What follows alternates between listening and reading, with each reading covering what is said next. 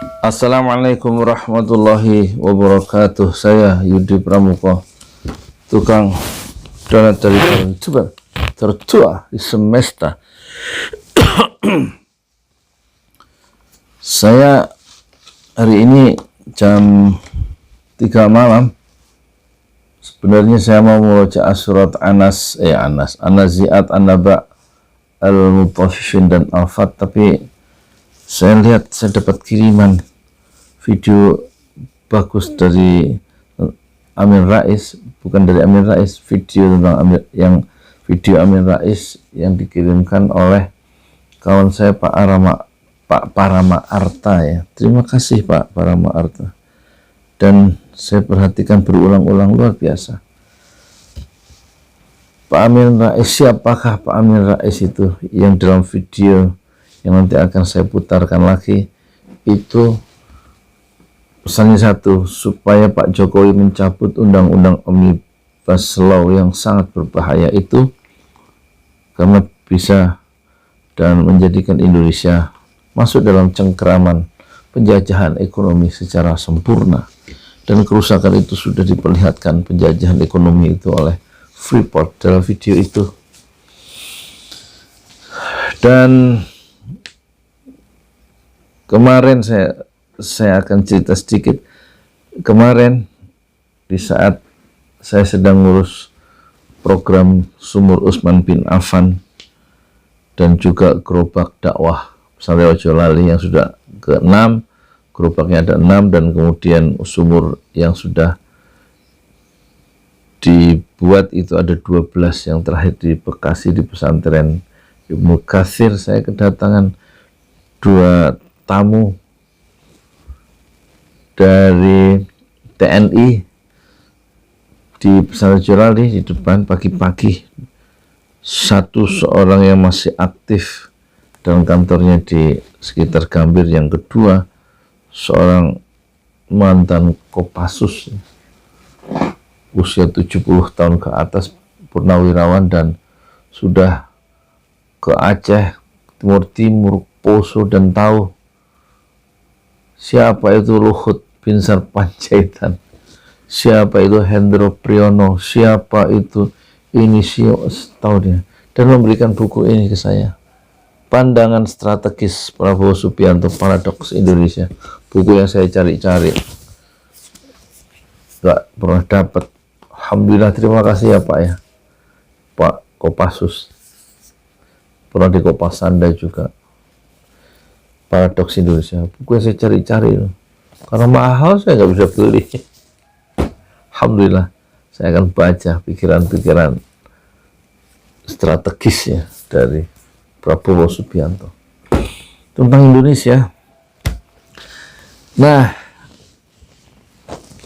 kedua perwira tadi mencemaskan ya keadaan Indonesia, dan ini sudah lama saya dengar sebelum Pilpres itu, soal kedaulatan NKRI kita, soal kedaulatan Indonesia tercinta kita, soal Indonesia yang diurus dengan cara yang keliru di masa sekarang ini. Dan kita lihat Amin Rais memberikan satu video yang begitu terus terang, khususnya tentang pandangan-pandangan dia tentang Omnibus Law, yang di luar negeri juga sudah diingatkan oleh 37 investor tentang bahaya daripada undang-undang Omnibus Law itu. Dan saya ingin mengingatkan siapakah Amin Rais sesungguhnya. Saya pernah berjumpa dengan Amin Rais di Kompleks Dewan Dakwah Islamiyah Indonesia saat dia baru bertemu, dan memang mau bertemu dengan Muhammad Natsir dulu tahun 90-an, dan saya wawancarai sambil berdiri tentang Yahudi. Pak Amin Rais bawa tas tenteng, kalau nggak salah berwarna coklat atau hitam ya, berjalan kaki, tapi saya nggak mengantarkan sampai tempat parkir. Siapa Pak Amin Rais? Pak Amin Rais inilah yang orang menyebut sebagai Bapak Reformasi, karena dulu di tahun 90-an, 97 itu, sering menulis di kolom resonansi tentang suksesi dua pintu. Jadi Pak Amin Rais ingin terjadi pergantian kepemimpinan nasional, suksesi dua pintu. Dua pintu itu maksudnya sekaligus satu paket, ganti Presiden Soeharto dan juga wakilnya B.J. Habibie. Tetapi fakta realitas politik, akhirnya Pak Harto itu berhenti menyatakan mengundurkan diri, yang naik adalah B.J. Habibie. Jadi karena kerusakan yang sudah dibuat oleh pemerintah Pak Harto itu perlu dikoreksi dengan cara lengser dari kekuasaan, diganti dengan kepemimpinan nasional yang baru. Dan sekarang di video ini kita melihat, meskipun tidak menghendaki kepemimpinan yang berganti, tetapi semua orang mau maksud dari Pak Amin Rais yang belak-belakan itu.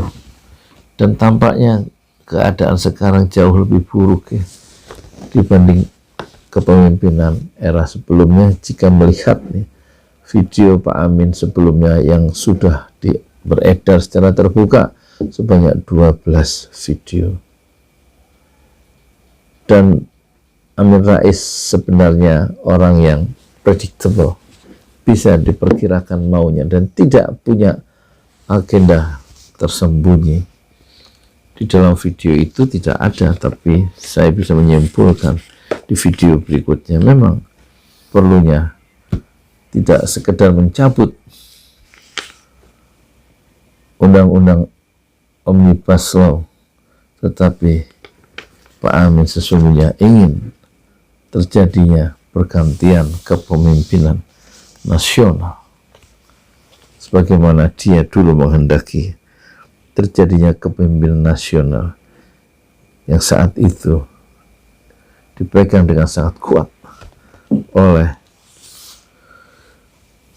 Bapak Soeharto. Saya di Pramuka, tukang donat dari Palu, itulah tertua di semesta. Fasbir sabran jamila, bersabarlah dengan kesabaran yang indah. Ya, silakan menikmati video ini ya selengkapnya, dan sudah saya muat secara utuh tanpa saya komentari di video di tayangan sebelum ini ya. Silakan menikmatinya. Moga-moga terjadi enlightenment atau pencerahan. Bismillahirrahmanirrahim. Assalamualaikum warahmatullahi wabarakatuh. Penjajahan ekonomi asing makin sempurna. Jangan pernah dilupakan, pemrakarsa Omnibus Law Indonesia itu adalah Pak Jokowi sendiri, sementara DPR RI sebagai tukang stempel kemauan eksekutif adalah penanggung jawab yang kedua.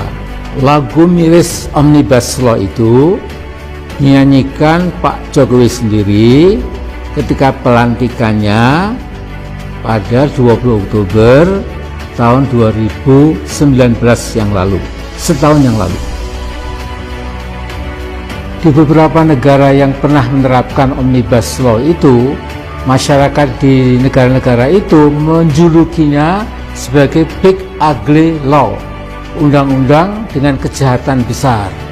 Umumnya negara-negara tersebut walaupun resminya masih memegang demokrasi, tetapi oleh banyak pengamat dan sebagian politisi, Omnibus Law atau Big Ugly Law itu sebagai praktek otoriterisme. Inilah yang terjadi di Indonesia, tetapi skalanya paling besar dibandingkan dengan negara-negara yang pernah mempraktekkan Omnibus Law itu. Setelah undang-undang Omnibus yang dijuluki sebagai undang-undang sabu jagat itu disahkan, saya dapat menyimpulkan bahwa cengkeraman ekonomi asing di negara kita makin kokoh, dan di masa-masa mendatang baik rezim dan rakyat kita semua akan jadi bangsa kacung.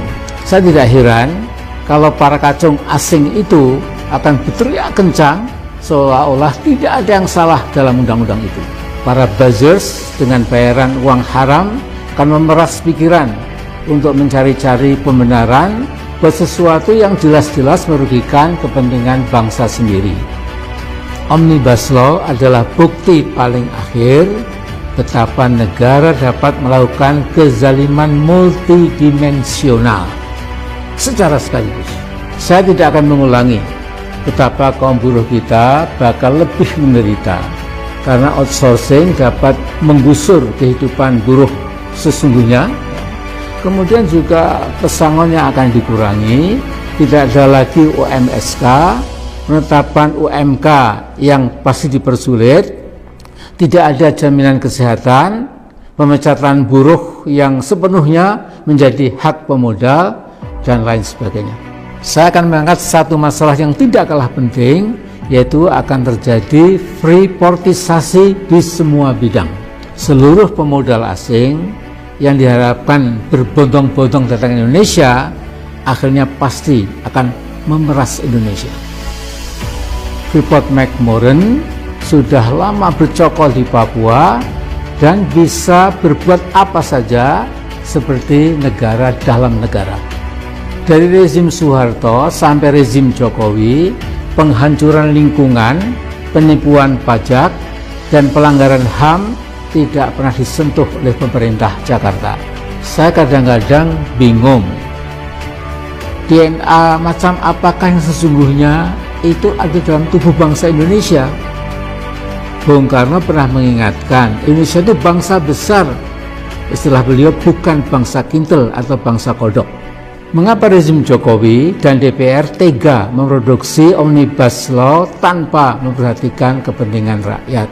Sebagian investor global bernurani berteriak keras bahwa undang-undang bahaya itu sesungguhnya tidak diperlukan. Mengapa?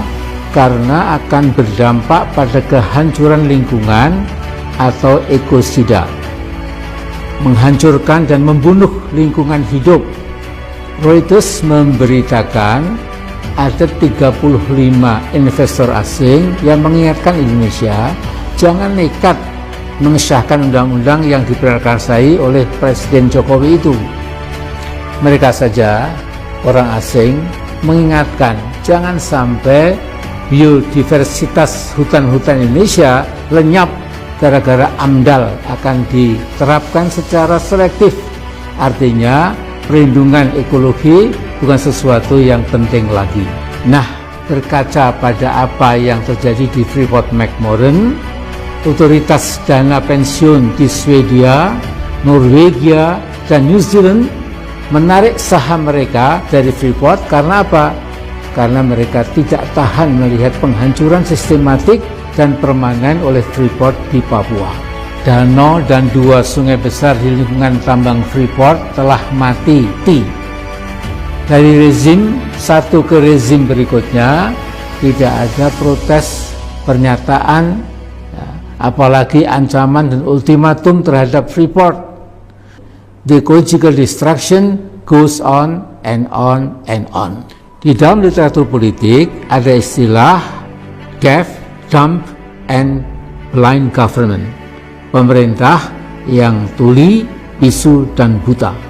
Saya berharap rezim Jokowi jangan sampai seperti yang disindir Al-Quran, yaitu menjadi seburuk-buruk makhluk yang melata di atas muka bumi ini. Mengapa mereka tuli dan buta terhadap kebenaran? Bahkan mereka berani menantang dan melawan kebenaran. Ini ada di Al-Anfal ayat 22. Pak Jokowi, cabut segera undang-undang yang berbahaya itu. Karena Anda adalah pemrakarsa utama dan pertamanya